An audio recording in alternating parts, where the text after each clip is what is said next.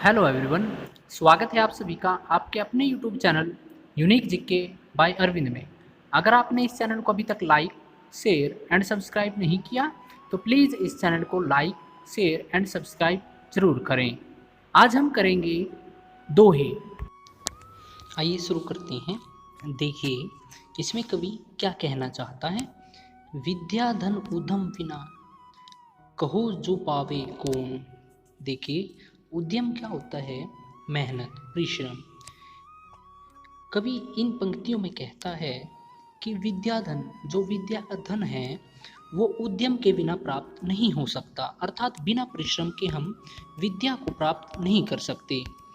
कहो जो पाऊँ कौन। कवि कहते हैं कि आज तक बिना परिश्रम के, बिना मेहनत के विद्या को किसने पाया है। बिना मेहनत के किसी ने भी आज तक विद्या के धन को प्राप्त नहीं किया। बिना डुलाए ना मिले। डुलाए क्या होता है, हिलाना, झुलाना। जो पंखा की पौन। पौन क्या होता है, हवा।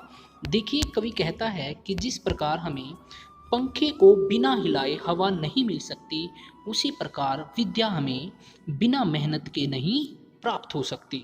अर्थात विद्या को प्राप्त करने के लिए हमें मेहनत करनी पड़ेगी, परिश्रम करना पड़ेगा। आगे देखिए, अति का भला ना बोलना, अति की भली न चूक। देखिए इन पंक्तियों में कवि कहता है कि बोलना, हमें बोलना बहुत समझदारी से चाहिए। कहते हैं कि अति, अति मतलब बहुत, भला मतलब अच्छा। कवि कहते हैं कि बहुत ज़्यादा बोलना भी अच्छा नहीं रहता, और अति की भली न चुप। चुप मतलब चुप रहना, मतलब हमें ना तो अधिक बोलना चाहिए और ना ही हमें बिल्कुल चुप रहना चाहिए। अर्थात समय के अनुसार हमें बात करनी चाहिए।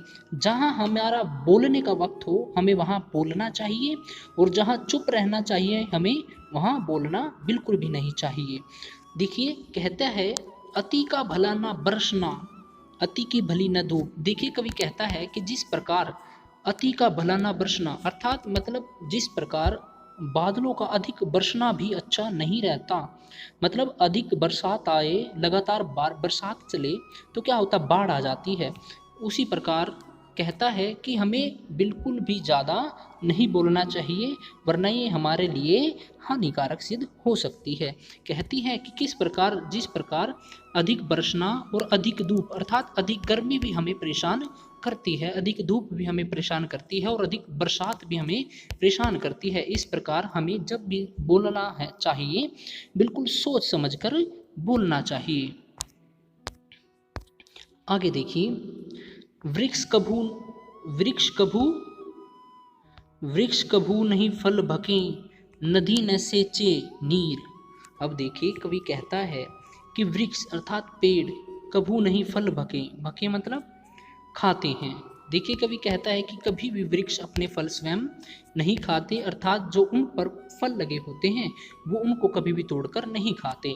नदी न सेचे नीर। सेचे मतलब क्या होता है, इकट्ठा करना। नीर मतलब पानी। और नदी न, और न ही नदी अपने अंदर कभी पानी इकट्ठा करती है, वो तो बहता चलता रहता है। परमार्थ के कारणे साधु धरा शरीर। परमार्थ, परमार्थ क्या होता है, दूसरों की भलाई।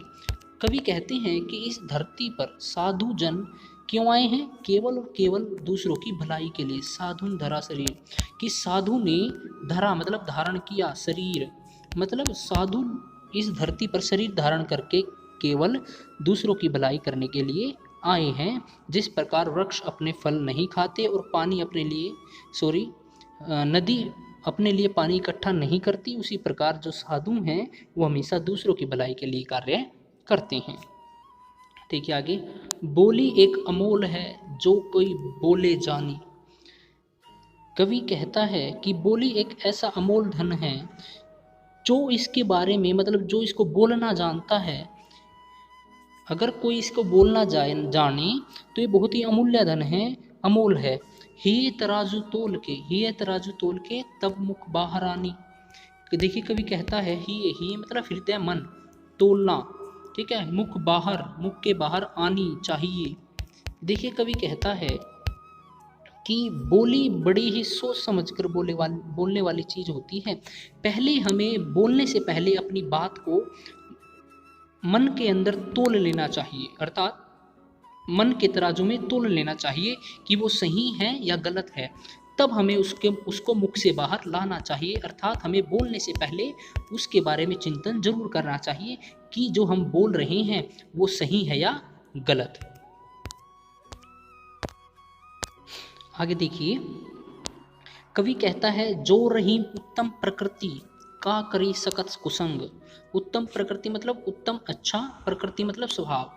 कवि देखिए एक अच्छे इंसान की प्रवृत्ति के बारे में बात कर रहा है कि किस प्रकार एक अच्छे स्वभाव का जो व्यक्ति होता है, अच्छा जो व्यक्ति होता है, का करी सकत कुसंग। कुसंग मतलब बुरी, जो बुरी संगति होती है वो अच्छे स्वभाव वाले व्यक्ति का कुछ भी नहीं बिगाड़ सकती। का करी मतलब क्या कर सकती है, मतलब उसका कुछ नहीं बिगाड़ सकती। चंदन विष व्याप्त नहीं। देखिए चंदन, आपको सुना होगा चंदन के पेड़ के बारे में। विष व्याप्त क्या होता है, विष मतलब जहर, व्याप्त मतलब फैलना। कि जिस प्रकार लिपटे रहत भुजंग, भुजंग मतलब सांप। देखिए चंदन के पेड़ पे आपने सुना होगा, चंदन के पेड़ पर हमेशा क्या लिपटे रहते हैं, सांप। कवि कहता है उनके लिपटे रहने से भी चंदन पर विष का कोई प्रभाव नहीं पड़ता, अर्थात उस चंदन के पेड़ में विष व्याप्त विष नहीं फैलता। इसी प्रकार जो उत्तम अर्थात अच्छे स्वभाव का जो व्यक्ति होता है उसका बुरी संगति भी कुछ नहीं बिगाड़ सकती। आगे देखिए, काल करे सो आज कर, आज करे सो अब। देखिए कवि कहता है कि हमें आज का काम कल पर नहीं टालना चाहिए। जो कल का काम है हमें आज ही कर लेना चाहिए। काल करे सो आज कर मतलब जो कल का काम है वो हमें आज कर लेना चाहिए। आज करे सो अब, और जो हमें आज काम करना है वो अभी कर लेना चाहिए, मतलब वर्तमान में खत्म कर लेना चाहिए। पल में प्रलय होएगी, प्रलय मतलब नाश, खत्म कहेगा, बहुरी करेगा कब मतलब कब काम को करेगा।